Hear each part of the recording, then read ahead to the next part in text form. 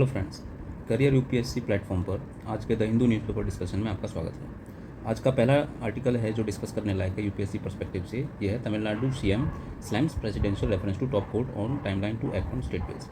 इस आर्टिकल में डिस्कस किया गया है कि प्रेसिडेंट ने सुप्रीम कोर्ट को अंडर आर्टिकल 143 के कई सारे क्वेश्चंस पूछे हैं। अब आर्टिकल 143 जो है वो क्या है, ये यूपीएससी पर्सपेक्टिव से इम्पोर्टेंट है, और क्या क्या क्वेश्चन पूछे हैं और उनका लीगल पर्सपेक्टिव क्या है, और जीएस पेपर 2 के हिसाब से वो किस तरीके से इंपॉर्टेंट है। चलिए आइए डिस्कस कर लेते हैं। देखिए, आर्टिकल 143 जो है कॉन्स्टिट्यूशन में एक ऐसा प्रोविज़न है जो प्रेसिडेंट को ये पावर देता है कि वो चाहे तो सुप्रीम कोर्ट से किसी भी लीगल मैटर पर या कोई ऐसा मैटर जो पब्लिक के लिए इम्पोर्टेंट है उस पर सुप्रीम कोर्ट से एडवाइस मांग सकता है। ठीक है, तो supreme court must here the reference and give its opinion. ये सुप्रीम कोर्ट के लिए बाइंडिंग होता है कि सुप्रीम कोर्ट को अपना ओपिनियन देना ही देना है। लेकिन ये ओपिनियन जो है जो सुप्रीम कोर्ट प्रेसिडेंट को देगा वो एडवाइजरी होता है, बाइंडिंग नहीं होता है। सो ये एक यूनिक तरीके का एडवाइजरी जुरिस्डिक्शन है जो कि सिर्फ प्रेसिडेंट के द्वारा ही एक्सरसाइज किया जाता है। हिस्टोरिकल कॉन्टेक्स्ट क्या है आर्टिकल 143 का, कि अभी तक कितनी बार प्रेसिडेंट ने सुप्रीम कोर्ट से रेफरेंस प्रेसिडेंट जो है सुप्रीम कोर्ट से रेफरेंस मांग चुके हैं। तो इंडिपेंडेंस से लेकर अब तक 1 दर्जन से ज़्यादा ऐसे इंस्टांसेस हैं जिसमें प्रेसिडेंट जो है सुप्रीम कोर्ट से रेफरेंस मांग चुके हैं। सबसे पहला था 1951 में by president doctor Rajendra Prasad regarding delegation of legislative powers. Other landmark references जैसे ये सब हैं, आप पढ़ लीजिएगा। आपको बस यहाँ इतना ध्यान रखना है कि ये फर्स्ट इंस्टांस नहीं है कि जो आर्टिकल 143 के अंडर जो पावर है उसका एक्सरसाइज प्रेसिडेंट ने किया है। इससे पहले भी और प्रेसिडेंट कर चुके हैं। अब ऐसे कौन से 14 क्वेश्चंस जो हैं जो प्रेसिडेंट ने सुप्रीम कोर्ट से पूछे हैं। सबसे पहला है कि what constitutional opinions, what constitutional options does a governor has under article 200 when A bill is presented. ठीक है, अब आर्टिकल 200 के अंदर गवर्नर की जो एग्जीक्यूटिव पावर्स हैं उसको दिया गया है कि गवर्नर किस तरीके से किसी बिल को रिस्पॉन्ड करेंगे। तो अभी आपको याद होगा कि सुप्रीम कोर्ट ने एक टाइमलाइन फिक्स कर दी है गवर्नर और प्रेसिडेंट के लिए कि आपके पास अगर कोई बिल आता है लेजिस्लेटिव असेंबली या पार्लियामेंट से पास होके, तो आपको 3 महीने के अंदर उसको कुछ ना कुछ डिसाइड करना है। तो प्रेसिडेंट ने यही पूछा है कि कॉन्स्टिट्यूशनल ऑप्शंस क्या हैं। अब सुप्रीम कोर्ट तो कहती है कि गवर्नर के पास पॉकेट वीटो जैसा कुछ नहीं है, लेकिन प्रेसिडेंट के पास है, लेकिन गवर्नर के पास नहीं है। ठीक है, अब प्रेसिडेंट यही पूछ रही है कि गवर्नर के पास क्या कॉन्स्टिट्यूशनल ऑप्शंस हैं, किसी बिल को वो किस तरीके से रिएक्ट कर सकते हैं। फिर अगला क्वेश्चन है कि क्या गवर्नर बाउंड हैं by the aid and advice of council of ministers. ठीक है, फिर अगला क्वेश्चन है कि क्या गवर्नर का जो कॉन्स्टिट्यूशनल डिस्क्रेशन है अंडर आर्टिकल 200 इज़ जस्टिसिएबल, मतलब क्या इसका जुडिशियल रिव्यू हो सकता है। फिर अगला क्वेश्चन है कि आर्टिकल 361 के अंडर जो प्रोविज़न है कि गवर्नर के जो एक्शंस हैं उनको कोर्ट में डिस्कस नहीं किया जा सकता, तो क्या आर्टिकल 361 जो है वो एब्सोल्यूट प्रोटेक्शन देता है जुडिशियल रिव्यू से गवर्नर के एक्शन को अंडर आर्टिकल 200।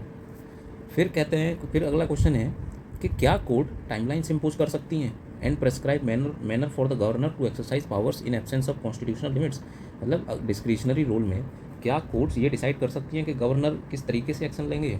फिर अगला क्वेश्चन है कि क्या प्रेसिडेंट जो पावर एक्सरसाइज करते हैं अंडर आर्टिकल 201, क्या ये भी जुडिशियल रिव्यू के अंडर आता है, क्या ये भी सुप्रीम कोर्ट में डिस्कस किया जा सकता है। फिर अगला क्वेश्चन है, क्या कोर्ट टाइमलाइन इम्पोज कर सकती हैं प्रेसिडेंट के ऊपर। Must the president seek the supreme court's opinion under article 143 when a governor reserves a bill for the president's assent. ठीक है, क्या ये प्रेसिडेंट के लिए कंपलसरी है कि अगर कोई गवर्नर प्रेसिडेंट के पास किसी बिल को भेजे उनके असेंट के लिए, तो क्या प्रेसिडेंट को सुप्रीम कोर्ट से ओपिनियन मांगना जरूरी है। फिर अगला क्वेश्चन है कि are decisions of governor and president under article 200 and 201 justiciable before the bill becomes law.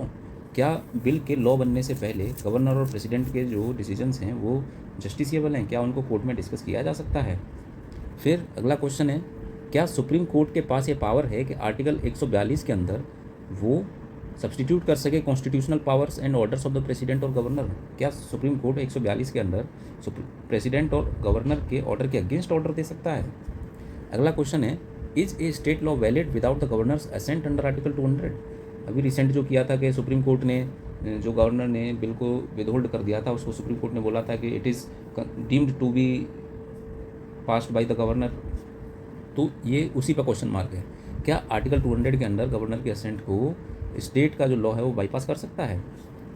Under the proviso to article 145(3) must a Supreme Court bench first decide whether a question involves substantial constitutional law before referring it to a 5 जज bench. Are the supreme Court's powers under article 142 limited to procedural law or do they extend to directions contradicting substantive constitutional or legal provisions? क्या article 142 के अंदर supreme court की जो powers हैं, देखिए 142 आपको पता है कि कॉन्स्टिट्यूशन का वो आर्टिकल है जो सुप्रीम कोर्ट को ये पावर देता है कि सुप्रीम कोर्ट चाहे तो किसी भी तरीके से किसी भी मामले में कंप्लीट जस्टिस इंश्योर करा सकता है। क्वेश्चन ये पूछा गया है कि क्या आर्टिकल 142 के अंदर जो सुप्रीम कोर्ट को पावर दी गई हैं, क्या वो प्रोसीजरल लॉ को भी सरपास कर सकती हैं? फिर क्वेश्चन नंबर 14 है, does the constitution bar any other supreme court jurisdiction to resolve union state disruptions except through a suit under article 131? Article 131 में क्या है? ओरिजिनल जुरिस्डिक्शन है सुप्रीम कोर्ट की, ठीक है, union and original and exclusive jurisdiction, कि जब कभी भी स्टेट और यूनियन के बीच में या स्टेट और स्टेट के बीच में डिस्प्यूट होगा तो वो डायरेक्टली सुप्रीम कोर्ट जा सकते हैं और सिर्फ सुप्रीम कोर्ट ही उस मैटर पर एडजुडिकेट कर सकता है। तो क्या आर्टिकल 131 के अंदर सुप्रीम कोर्ट की जो जुरिस्डिक्शन है, क्या उसके ऊपर कॉन्स्टिट्यूशन कोई किसी तरीके की पाबंदी लगाता है? क्या कोई लिमिटेशन है? ठीक है, तो ये 14 क्वेश्चंस काफ़ी क्रूशियल हैं जो अगर सुप्रीम कोर्ट जिनका अगर रिप्लाई देता है तो काफ़ी कुछ सेटल हो सकता है, काफ़ी कुछ ग्रे एरिया जो है कॉन्स्टिट्यूशन में और डिस्क्रिशनरी पावर्स में वो सेटल हो सकता है काफ़ी हद तक। तो देखना यह है कि आने वाले टाइम में सुप्रीम कोर्ट इनका जवाब कैसे देता है। अगला टॉपिक है, trade deficit grows to $8.6 billion in April as merchandise imports rise. यह आर्टिकल पेज नंबर 1 मतलब फ्रंट पेज पर ही पब्लिश हुआ है ये। तो यहाँ पर डिस्कस करने का ये है, इस आर्टिकल में बेसिकली बात किया की गई है कि इंडिया का जो ट्रेड डेफिसिट है वो काफ़ी वाइड हो चुका है, काफ़ी बढ़ चुका है। तो ये तो जनरल न्यूज़ हो गई। अब यहाँ पे डिस्कस करने का क्या है, यहाँ पर एग्जाम पर्सपेक्टिव से डिस्कस करने का ये है कि ट्रेड डेफिसिट का हमारे मैक्रो इकोनॉमिक पैरामीटर्स पर क्या इम्पैक्ट होता है। अब देखिए, अब ट्रेड डेफिसिट मतलब हम इंपोर्ट ज़्यादा कर रहे हैं, एक्सपोर्ट कम कर रहे हैं, मतलब हम खर्चा ज़्यादा कर रहे हैं, कमाई कम कर रहे हैं। तो इसका फ़र्क क्या पड़ता है, ये मैटर क्यों करता है? क्यों ट्रेड डेफिसिट ज़्यादा नहीं होना चाहिए, क्यों ट्रेड सरप्लस ही डिजायरेबल होता है? तो सबसे पहला इम्पैक्ट तो आता है कि करंट अकाउंट पर प्रेशर पड़ता है, ठीक है। A higher trade deficit versus the current account increasing reliance on foreign capital inflows. Rupee depreciate होता है, ठीक है, क्योंकि ओब्वियसली जब आप कुछ इंपोर्ट करोगे तो आप डॉलर में पेमेंट करोगे या किसी और करेंसी में पेमेंट करोगे। आपके पास है रुपी, तो आप रुपये को डॉलर में कन्वर्ट करोगे तो डिमांड किसकी ज़्यादा बढ़ेगी? डॉलर की। रुपये की सप्लाई है आपके पास, लेकिन आप डिमांड क्या कर रहे हो? डॉलर। तो जिसकी डिमांड ज़्यादा होती है ओब्वियसली उसकी वैल्यू स्ट्रेंथन होती है। तो रुपी डेप्रिशिएट होता है अगर हमारे इंपोर्ट्स एक्सपोर्ट से ज़्यादा हों तो। फिर है इम्पोर्टेड इन्फ्लेशन। अब देखिए, इम्पोर्टेड इन्फ्लेशन क्या होती है कि मान लीजिए आपको कोई प्रोडक्ट इंपोर्ट करना है या रॉ मटेरियल इंपोर्ट करना है। मान लीजिए आपको एक बाइसिकल बनानी है, ठीक है। अब बाइसिकल के लिए 1 2 3 4 ये 4 पार्ट्स आपको चाहिए, इनको जोड़ के बाइसिकल बनेगी। अब इनमें से ये 3 पार्ट आप इंपोर्ट करते हो, एक खुद बनाते हो। तो 3 पार्ट की अगर इंपोर्ट की वैल्यू ज़्यादा होगी, अगर इनकी कॉस्ट ज़्यादा होगी, इंपोर्ट प्राइस अगर ज़्यादा होगा तो ओबियसली बाइसिकल की जो प्राइस है वो बढ़ जाएगी। तो एक तरीके से इंपोर्ट इन्फ्लेशन हो जाएगी, ठीक है। इंपोर्ट अगर महंगे होंगे तो इंपोर्ट इन्फ्लेशन हो जाएगी। और इंपोर्ट महंगे क्यों होंगे? क्योंकि आप इंपोर्ट ज़्यादा कर रहे हो तो रुपये की वैल्यू घटेगी। तो आप इंपोर्ट तो कंटिन्यूस करोगे लेकिन आपको रुपया ज़्यादा पे करना पड़ेगा, क्योंकि रुपये की वैल्यू कंपेयर टू डॉलर घट जाएगी। इस वजह से इन्फ्लेशन हो जाएगी। फिर है फॉरेक्स रिजर्व स्ट्रेन, ठीक है। जब आप इंपोर्ट ज़्यादा करोगे तो फॉरेक्स रिजर्व्स पर उस पर प्रेशर आता है। फिर है structural weakness. A persistent deficit points to a weak domestic manufacturing. मतलब अगर इंपोर्ट ज़्यादा हो रहा है तो इसका मतलब क्या है? हमारे यहाँ मैन्युफैक्चरिंग कम हो रही है, हमारे यहाँ पर मैन्युफैक्चरिंग इंफ्रास्ट्रक्चर कम है और आगे कम ही बना रहेगा। फिर है इन्वेस्टर कॉन्फिडेंस। अगर किसी कंट्री में इंपोर्ट डिपेंडेंसी ज़्यादा है तो जो फॉरेन इन्वेस्टर्स होते हैं वो कॉन्फिडेंस नहीं शो करते। उनको लगता है कि इस कंट्री की इकोनॉमी इंपोर्ट डिपेंडेंट है तो ये अपना इनकम नहीं जनरेट कर पाएंगे, ठीक है। इसकी वजह से क्रेडिट रेटिंग भी कम होती है। अब देखिए, अगला टॉपिक है महादाई रिवर। ये आर्टिकल पब्लिश पेज नंबर 3 पर आर्टिकल है, Mahadayi river diversion protest over study claiming it's limited impact on Goa.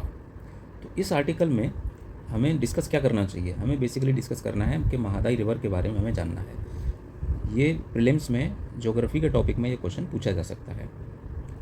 अब देखिए, महादाई एक पेनिनसुलर रिवर है तो ये ओब्वियसली रेन फेड होगी, ये पेरेनियल रिवर नहीं है। It is shared by Karnataka and Goa. Origin क्या है? Bhimgarh wild life sanctuary. कहाँ पे है? कर्नाटक में। कोर्स क्या है? ये महाराष्ट्र से होते हुए मतलब थोड़ी देर के लिए महाराष्ट्र में बहती है, थोड़ी डिस्टेंस के लिए, फिर गोवा में चली जाती है और कर्नाटका से ओरिजिनेट होती है। तो मतलब 3 स्टेट्स हैं, महाराष्ट्र, कर्नाटक एंड गोवा, जो इसको शेयर करते हैं। ट्रिब्यूटरीज है, इतनी इंपॉर्टेंट नहीं है, मैंने लिख दी है, अगर आपको याद करनी हो तो कर लेना। इंपॉर्टेंट साइट्स क्या है? Panaji and Goa on its left bank, Salim Ali bird sanctuary on Chorao island in the river. Next topic है rising healthy hearts, tackling childhood hypertension through school nutrition. ये काफ़ी इंपॉर्टेंट आर्टिकल है, ये पब्लिश हुआ है आज के द हिंदू न्यूज़पेपर में, पेज नंबर 7 पर यह आर्टिकल है, raising healthy hearts reimagining school nutrition to tackle childhood hypertension. अब देखिए इसमें बात की गई है कि चाइल्डहुड जो चिल्ड्रन हैं, जो स्कूल में 14-15 साल तक के चिल्ड्रन हैं, उनमें हाइपरटेंशन की प्रॉब्लम ज़्यादा देखी जा रही है। अब ऐसा है किस वजह से? ऐसा 2-3 कारणों से है। एक तो न्यूट्रिशनल इम्बैलेंस है, दूसरा फास्ट फूड का जो ग्रोइंग कल्चर है उसकी वजह से बहुत ज़्यादा प्रोसेस्ड फूड बच्चे कंज्यूम कर रहे हैं, उसकी वजह से उनको हार्ट रिलेटेड प्रॉब्लम्स क्रिएट हो रही हैं। तो चलिए इसको डिस्कस कर लेते हैं। अब चाइल्डहुड हाइपरटेंशन जो है इंडिया में बढ़ रहा है, लगभग 7.5% एडोलसेंट जो हैं इंडिया में हाई बीपी है उनको, ठीक है। मेन कॉज क्या है? Poor diet, high salt intake, obesity and sedentary lifestyle. खेलते नहीं हैं बच्चे, ज़्यादातर फ़ोन, मोबाइल और टीवी पर ही टाइम बिताते हैं अपना। मेन कल्प्रिट क्या है? सॉल्ट, ठीक है, mostly from processed snacks, nearly double WHO's adult limit. अब देखिए अपॉर्चुनिटी क्या है, इसको हम किस तरीके से टैकल कर सकते हैं, कौन से इनिशिएटिव हमें चलाने चाहिए और कौन से चल रहे हैं।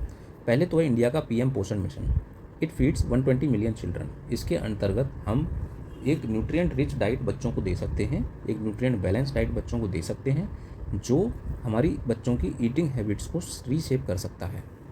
ग्लोबल इंस्पिरेशन हम ले सकते हैं ग्लोबल प्रैक्टिसेस से, जैसे जापान में शोकिकु मॉडल है। इसमें क्या है कि बच्चों को स्कूल में ही खाना पीना बनाना सिखाते हैं और खाने के बारे में अवेयरनेस देते हैं कि आपको किस तरीके का खाना खाना चाहिए, कब खाना चाहिए, कितना खाना चाहिए। वियतनाम में भी इस मॉडल को एक्सेप्ट किया जा चुका है। अब बात कर लेते हैं PM पोषण की। ये काफ़ी इंपॉर्टेंट स्कीम है। तो फॉर्मरली ये जानी जाती थी मिड डे मील स्कीम के नाम से, इसका अभी नवनामीकरण हुआ है, नया नाम रखा गया PM पोषण स्कीम। थोड़ा सा इसको उलटफेर किया गया है। ऑब्जेक्टिव क्या है इसका? To provide nutritious hot cooked meal to school children and improve nutrition, school attendance and learning outcomes. Launch किया गया था 1995 में मिड डे मील स्कीम के नाम पे। इसको रीनेम कर दिया गया था PM पोषण। टारगेट ग्रुप क्या है? Children of classes 1 to 8 enrolled in government and government aided schools and ECCE means early childhood care and education, जो आंगनवाड़ीज होती हैं वहाँ पर। Children in anganwadis in aspirational districts. Key features क्या है कि फ्री हॉट कुक्ड मील्स दी जाती हैं, कैलोरी एंड प्रोटीन का बैलेंस रखा जाता है, और nutritional gardens, school health programmes and social audits are promoted. इसमें कौन सी और नई चीज़ों पर ध्यान दिया जा रहा है? एक तो फूड सेफ्टी पे, दूसरा फोर्टिफाइड फूड्स हम प्रोवाइड करा रहे हैं, जैसे एक तो फोर्टिफाइड राइस प्रोवाइड कराते हैं जिसमें हम विटामिन A को फोर्टिफिकेशन करते हैं, दूसरा मिल्क देते हैं, मिल्क में विटामिन A और D दोनों का फोर्टिफिकेशन होता है, तीसरा जिस मस्टर्ड ऑयल से और जिस ऑयल को यूज़ करके बनते हैं इंडिया में ऑयल में विटामिन A, E और D इनका फोर्टिफिकेशन मैंडेटरी है। नेक्स्ट आर्टिकल है की reasons for high birth rate in Bihar. ये आज के पेज नंबर 9 पर पब्लिश हुआ है। Bihar's high replacement rate A consequence of poverty. अब देखिए इसमें मेनली बात की गई है, पॉवर्टी फोकस किया गया है, लेकिन और भी एस्पेक्ट्स डिस्कस किए गए हैं।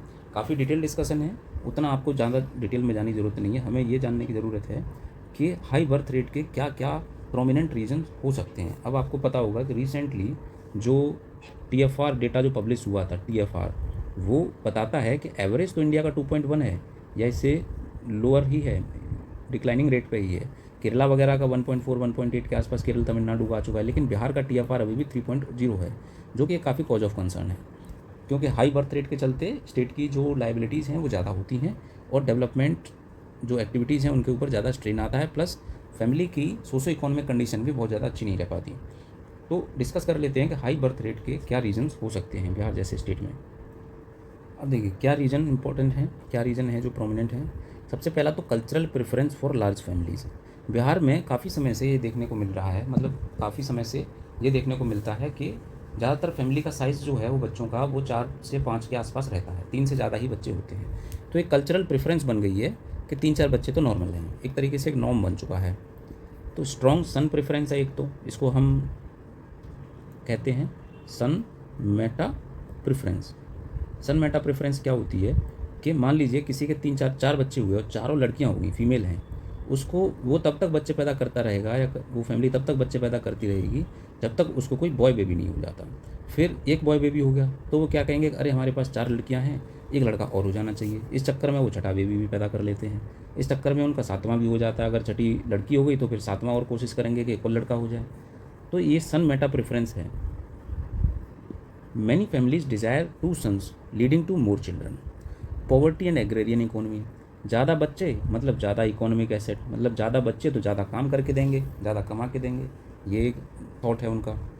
लो फीमेल लिटरेसी एंड एम्पावरमेंट, अब फीमेल की एक तो लिटरेसी कम है कि उनको ये नहीं पता है कि ज़्यादा बच्चे पैदा करने से उनकी हेल्थ के ऊपर क्या इम्पैक्ट होता है, क्या उनकी जो फ्यूचर पर्सपेक्टिव्स हैं लाइफ के उसके ऊपर क्या इम्पैक्ट होता है, और वो एम्पावर्ड भी नहीं है कि फैमिली प्लानिंग टूल्स को यूज कर सकें।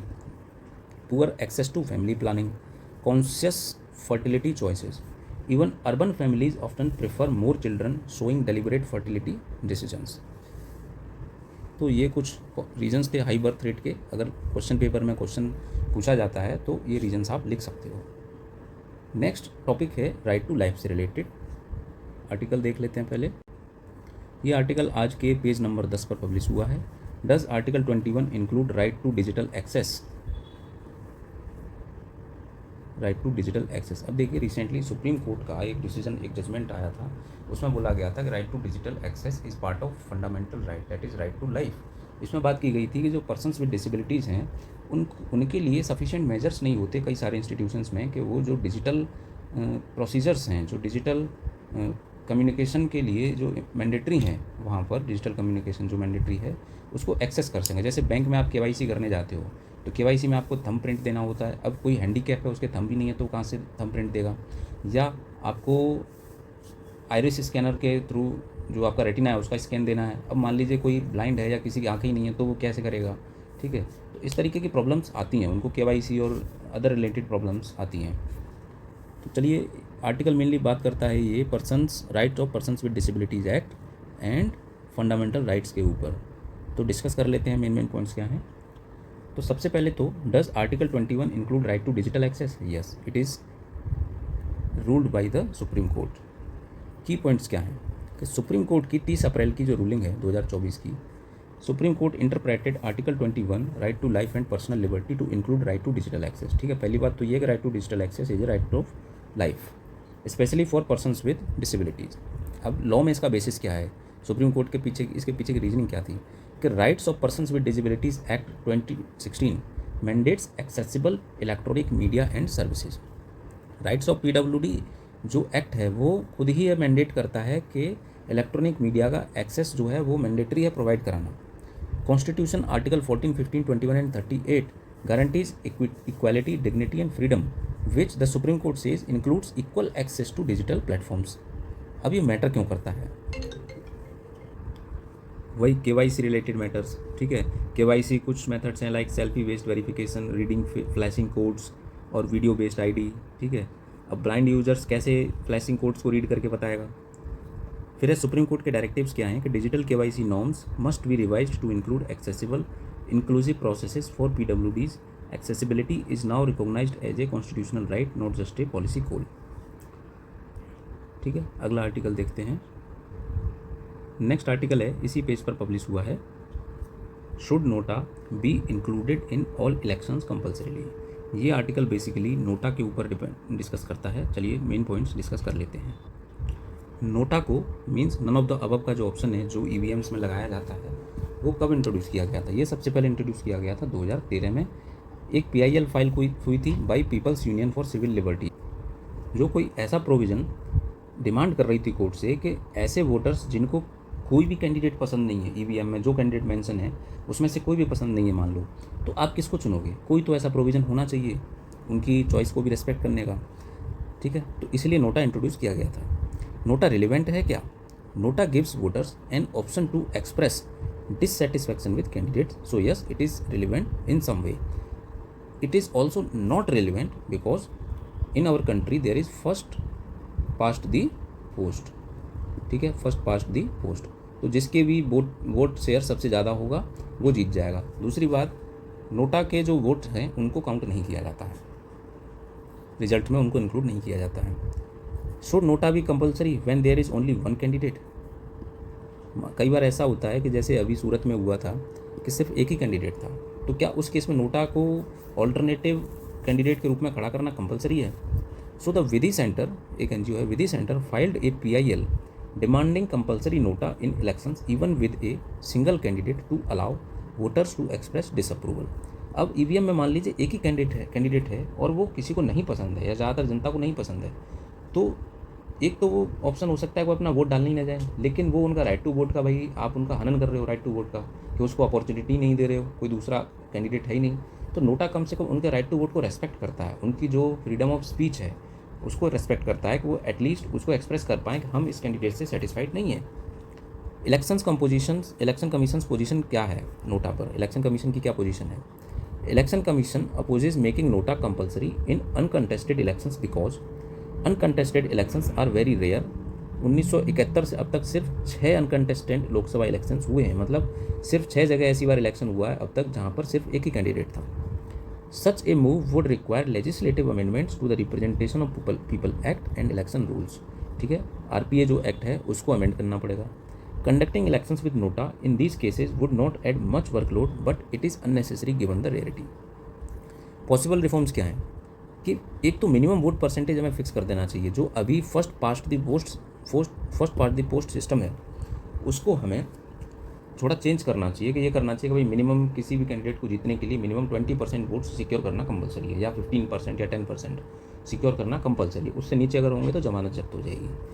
अलाउइंग री elections if NOTA votes cross a certain percentage, मतलब अगर किसी कॉन्स्टिट्यूएंसी में नोटा के वोट अगर ज़्यादा हैं तो वहाँ पे आपको री इलेक्शन करा लेना चाहिए। ठीक है, तो ये आर्टिकल में इतना ही था। अगला आर्टिकल है पीरियोडिक लेबर फोर्स सर्वे से रिलेटेड। ये आर्टिकल आज के बिजनेस सेक्शन में पेज नंबर 12 पर पब्लिश हुआ है। Unemployment at 5.1%, women labour force rises, PLFS का रिसेंट डेटा है। ठीक है, छोटा सा आर्टिकल है लेकिन UPSC पर्सपेक्टिव से काफ़ी इंपॉर्टेंट है। चलिए डिस्कस कर लेते हैं। डेटा क्या है देखिए, डेटा ये है, ये मैं पढ़ के नहीं सुनाऊंगा, आप पढ़ लीजिएगा। इंपॉर्टेंट ऑब्जर्वेशंस क्या हैं इसकी आर्टिकल की? इंपॉर्टेंट ऑब्जर्वेशंस हैं कि अर्बन एरिया में जो अनएम्प्लॉयमेंट है वो रूरल एरिया से ज़्यादा है, consistent with past trends, but female youth urban unemployment is alarmingly high. मतलब अर्बन एरिया में ओवरऑल अनएम्प्लॉयमेंट भी ज़्यादा है कंपेयर टू रूरल एरिया, और फीमेल अर्बन अनएम्प्लॉयमेंट जो है वो रूरल अनएम्प्लॉयमेंट से ज़्यादा है। मतलब अर्बन एरिया में फीमेल अनएम्प्लॉयमेंट रूरल से ज़्यादा है। Women's labour force participation rate is rising which is positive for gender inclusion but still faces challenge in employment opportunities। फिर अगला पॉइंट है कि अर्बन जो लेबर मार्केट है उसमें स्ट्रेस देखी जा रही है, मतलब उसमें जॉब्स कम है, specially for young women. The PLFS has been revamped for better monthly and quarterly data collection. ये इस मैटर पर डिस्कस किया गया है कल के, यानी कि आज 16 है, इस पर हमने 15 मई को जो न्यूज़पेपर का डिस्कशन है उसमें ये पॉइंट्स डिस्कस किए गए हैं कि PLFS का जो मेथड है उसको किस तरीके से चेंज किया गया है। ब्रॉडर इम्प्लीकेशंस क्या हैं कि high female unemployment among urban youth suggest systemic barriers such as lack of suitable jobs, social constraints and skill mismatch. Despite increased female participation, quality and availability of employment opportunities may remain a concern. Policymakers can use this data for targeted interventions on youth employment and gender-focused skill development programs. ठीक है, तो आज के newspaper में इतने ही article काम के थे, सो हमने डिस्कस कर लिए। मिलते हैं अगले वीडियो में, तब तक के लिए इस वीडियो को प्लीज़ शेयर कीजिए, चैनल को सब्सक्राइब कीजिए, लाइक कीजिए, और कोई सजेशन हो तो कमेंट कीजिए। इसके PDF आपको टेलीग्राम चैनल पर मिल जाएंगे जिसका लिंक डिस्क्रिप्शन में दिया हुआ है। तब तक के लिए थैंक यू।